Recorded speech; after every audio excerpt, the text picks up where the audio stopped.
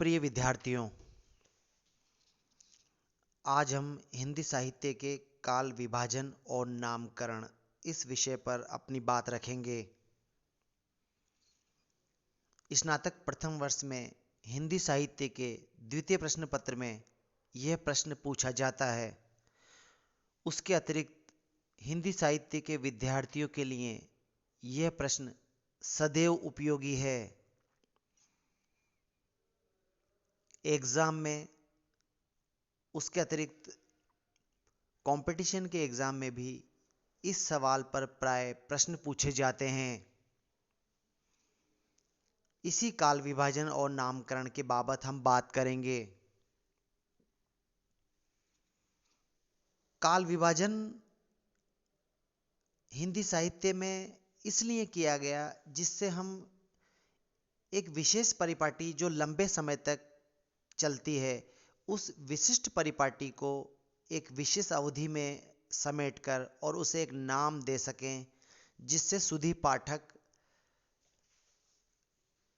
आनंदित भी हों, उनके पढ़ने में समझने भी आए और एक खास गतिविधि को हम विशेष काल क्षेत्र में नियोजित भी कर सकें। तात्विक दृष्टि से तो काल अखंड, अनंत एवं असीम होता है, किंतु विषय बोध की सुगमता के लिए उसका व्यावहारिक विभाजन करना अच्छा रहता है। इतिहास लेखन की लंबी यात्रा में काल विभाजन पड़ाव का काम करता है, जिसकी सीमाओं में युग विशेष की परिस्थितियां और प्रवृत्तियां रूपायित होती है। हिंदी साहित्य का सर्वप्रथम नामकरण और काल विभाजन डॉक्टर ग्रियर्सन ने करने का प्रयास किया।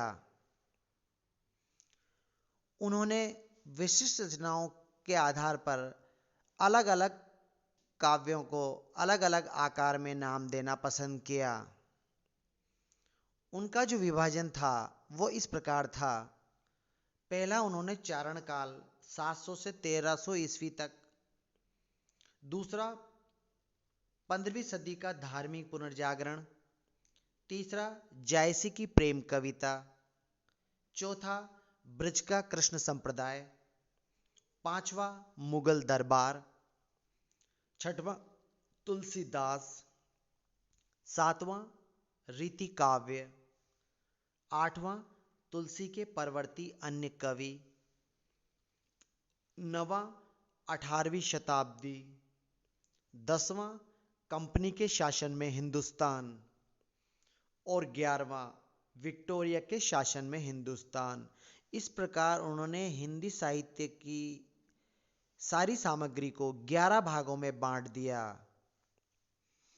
ग्रियर्सन का काल विभाजन बहुत प्रभावी तो नहीं था, मगर यह महत्वपूर्ण इसलिए था क्योंकि सबसे पहले उन्होंने काल विभाजन और नामकरण का प्रयास किया। इसके पश्चात दूसरा प्रयास मिश्र बंधुओं ने किया। मिश्र बंधुओं का जो काल विभाजन था वह इस प्रकार रहा। उन्होंने पहला आरंभिक काल 700 से 1444 विक्रम संवत।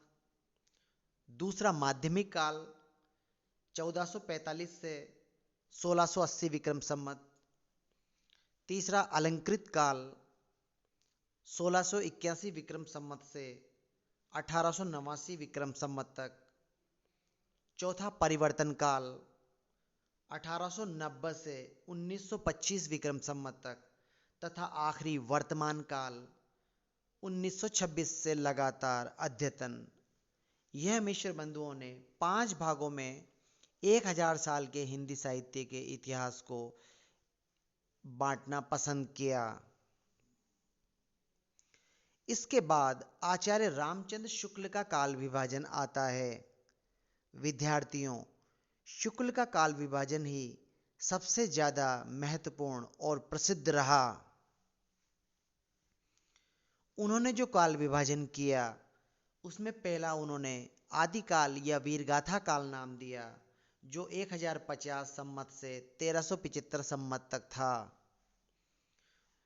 दूसरा नाम दिया उन्होंने पूर्व मध्यकाल या भक्ति काल।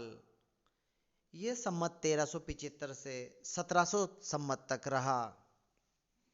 तीसरा उत्तर मध्यकाल या रीतिकाल, यह संमत 1700 से संमत 1900 तक माना। और अंतिम आधुनिक काल या गद्यकाल, जो संमत 1900 से अब तक उन्होंने माना। शुक्ल ने 4 भागों में हिंदी साहित्य के इतिहास को बांटना पसंद किया। साथ ही उन्होंने जो बीच में भक्ति काल और रीतिकाल थे, इसे एक युग माना, जिसे पूर्व मध्यकाल और उत्तर मध्यकाल, जिसमें पहले को उन्होंने भक्ति काल और दूसरे को रीतिकाल कहना पसंद किया। अब हम विश्लेषण देखें कि आखिर कौन सा नाम कितना प्रभावी नजर आता है। इन आलोचकों की जब हमने बात की, उसके अतिरिक्त डॉक्टर राम कुमार वर्मा, राहुल सांकृत्यायन तथा अन्य ने भी काल विभाजन करने का प्रयास किया। ये ध्यान रखने वाली बात है कि ज़्यादातर मान्यताएं आचार्य शुक्ल के इर्द गिर्द ही घूमती है। हम नामकरण की स्थिति देखें तो सबसे पहला काल आदिकाल या वीरगाथा काल है। आचार्य शुक्ल ने इसे वीरगाथा काल कहा, मगर बाद में जब रासो काव्य का अध्ययन किया गया तो ज़्यादा वीरता की रचना प्राप्त न होकर के श्रृंगार की रचनाएं ज़्यादा नजर आ रही थी, इसलिए वीरगाथा काल नाम उचित प्रतीत नहीं होता। परंतु स्वयं शुक्ल इस काल को आदिकाल भी कहते थे। ज़्यादातर आलोचकों ने आदिकाल नाम से सहमति जताई है, क्योंकि आदिकाल नाम से हम युग का प्रारंभ भी मान सकते हैं। इसलिए पहले युग का नाम आदिकाल ही उपयुक्त प्रतीत होता है। दूसरा पूर्व मध्यकाल या भक्ति काल, इस युग के नामकरण में ज़्यादा विवाद नहीं रहा, क्योंकि इस युग में जो भी रचनाएं हमें मिली उनमें भक्ति केंद्र में थी। इसलिए लगभग सभी आलोचकों ने इस काल को भक्ति काल कहना ही पसंद किया। आचार्य शुक्ल भी इसे भक्ति काल नाम दे चुके थे। अन्य आलोचक भी भक्ति काल नाम से सहमत थे। इसलिए दूसरे काल का नाम भक्ति काल ही ठीक प्रतीत होता है और इसमें ज़्यादा विवाद नहीं है। तीसरा काल उत्तर मध्यकाल या रीतिकाल रहा। कुछ आलोचकों ने इसे श्रृंगार काल, कुछ ने इसे कला काल, कुछ ने इसे अलंकृत काल भी कहना पसंद किया।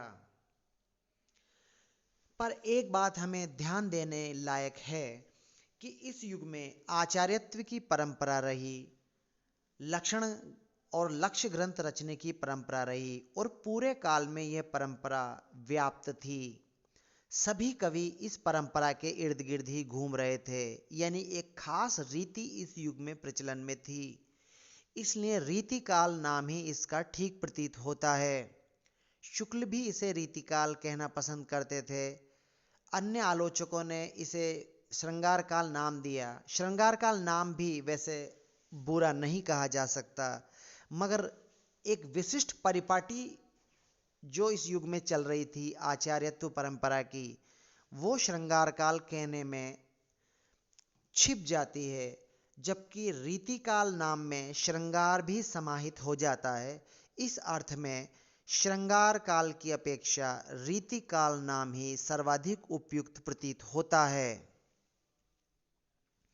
इसके बाद आधुनिक काल या गद्य काल का नंबर आता है। इस युग को गद्य काल कहा गया। निश्चित रूप से गद्य की विधा इस युग में न केवल नजर आई बल्कि विकसित भी हुई। गद्य की समस्त विधाएं, चाहे उपन्यास, कहानी, निबंध, रेखाचित्र, संस्मरण, सभी विधाएं इस युग में नजर आई। इसलिए गद्यकाल नाम भी काफी ठीक प्रतीत होता है। परंतु जब हम आधुनिक काल कहते हैं तो चूंकि यह युग बिल्कुल पुराने युग से बदल चुका था, आधुनिक परंपराएं इस युग में नजर आ रही थी, ब्रज भाषा जा चुकी थी, नई नई जो पुरातन तरीके थे प्रेम पर या भक्ति पर ही लिखना वह भी विदा हो रहा था। कुल मिलाकर यह युग हर दृष्टि से आधुनिक युग कहा जा सकता था। इसलिए इस युग को आधुनिक काल कहना सबसे ज़्यादा ठीक नजर आता है। गद्यकाल नाम भी बहुत अच्छा है, परंतु समस्या इसमें यह रही कि जब हम गद्यकाल कहते हैं तो पद्य की प्रवृत्तियां अदृश्य नजर आती है। छायावाद जैसा महान काव्य फिर खो जाता है। इसलिए गद्यकाल एक सीमा तक ही ठीक है। सबसे ज़्यादा उचित नाम आधुनिक काल ही है। इसलिए विद्यार्थियों, आधुनिक काल नाम ही इस युग को दिया जाना चाहिए। अब हम बात करें काल विभाजन की। डॉक्टर ग्रियर्सन 7वीं सदी से, मिश्र बंधु भी लगभग 7वीं सदी से काल विभाजन शुरू कर रहे थे। पर जो शुक्ल का विभाजन था 1000वीं सदी के आसपास, यहाँ से क्योंकि हिंदी भाषा पूरी तरह से नजर आने लगी थी, इसलिए हिंदी का काल 1000 सम्मत के आसपास से शुरू किया जाना उचित प्रतीत होता है। इसलिए काल विभाजन जो आचार्य शुक्ल ने दिया, सम्मत 1050 से 1375 आदिकाल, सम्मत 1375 से 1700 भक्तिकाल, सम्मत 1700 से 1900 रीतिकाल और सम्मत 1900 से अद्यतन आधुनिक काल। शुक्ल का यह विभाजन बिल्कुल ठीक प्रतीत होता है। इसलिए काल विभाजन को यदि हम स्वीकार करें तो 1050 से लेकर के लगातार अभी आधुनिक काल तक जो हिंदी साहित्य की विकास यात्रा है, उसे 1050 से अभी तक में बांटा जाना ठीक प्रतीत होता है। क्योंकि 1000वीं शताब्दी से पूर्व का जो साहित्य था वो उसमें हिंदी भाषा स्पष्ट रूप से नजर नहीं आ रही थी। इसलिए शुक्ल का काल विभाजन ही सबसे ज़्यादा ठीक माना जा सकता है। इस प्रकार बच्चों, काल विभाजन और नामकरण के अंतर्गत हमने ये देखा कि जहाँ तक नामकरण है तो 4 नाम ठीक प्रतीत होते हैं। पहला युग वीरगाथा काल की अपेक्षा आदिकाल ठीक है। दूसरा युग भक्ति काल ही है और इसमें कोई भी विवाद नहीं है। तीसरा युग श्रृंगार काल की अपेक्षा रीति काल ज़्यादा ठीक है, क्योंकि रीति शब्द इसलिए महत्वपूर्ण है क्योंकि उस युग में कवि एक खास रीति की अनुपालना कर रहे थे और श्रृंगार की रचनाएं भी रीतिकाल नाम में शामिल हो जाती हैं। इसलिए तीसरे युग का नाम रीतिकाल ही ठीक है। और अंतिम युग में गद्य निश्चित रूप से विकसित हुआ, परंतु जैसा हम पहले कह चुके हैं कि गद्य कहने पर पद्य की रचनाएं अदृश्य रह जाती हैं। इसलिए और सभी विधाओं में आधुनिकता नजर आ रही थी। पूरी तरह से हिंदी साहित्य आधुनिक होता नजर आ रहा था। न केवल गद्य का विकास हुआ, वरन भाषा की दृष्टि से ब्रज भाषा खो रही थी, छंद अलंकारों का मोह समाप्त हो रहा था, खड़ी बोली का आगमन हो रहा था। हर दृष्टि से क्योंकि यह युग आधुनिक था, इसलिए आधुनिक काल ही इस युग का नाम ठीक प्रतीत होता है। इन 4 नामों के अतिरिक्त जो काल विभाजन है, उसमें आचार्य शुक्ल का काल विभाजन जो 1000वीं सदी के आसपास से अभी लगातार चल रहा है, यही जो विभाजन है काल विभाजन, ये सबसे ठीक है। इस प्रकार बच्चों, हिंदी साहित्य का काल विभाजन 1000 साल का और नामकरण के वो 4 काल जो हमने बताए, आदिकाल, भक्तिकाल, रीतिकाल और आधुनिक काल, यही नाम सर्वाधिक उपयुक्त हैं। यद्यपि काल विभाजन और नामकरण अभी भी आगे भी चलता रहेगा। नए नए आलोचक यदि नए शोध करेंगे तो नए बातें सामने आने पर इन नामों को बदला भी जा सकता है। परंतु जहाँ तक शोध अभी तक पहुँचे हैं, उस आधार पर हमने जो ये काल विभाजन और नामकरण प्रस्तुत किया, यही सबसे ज़्यादा उचित नज़र आता है। बच्चों, आज के वीडियो में इतना ही। धन्यवाद।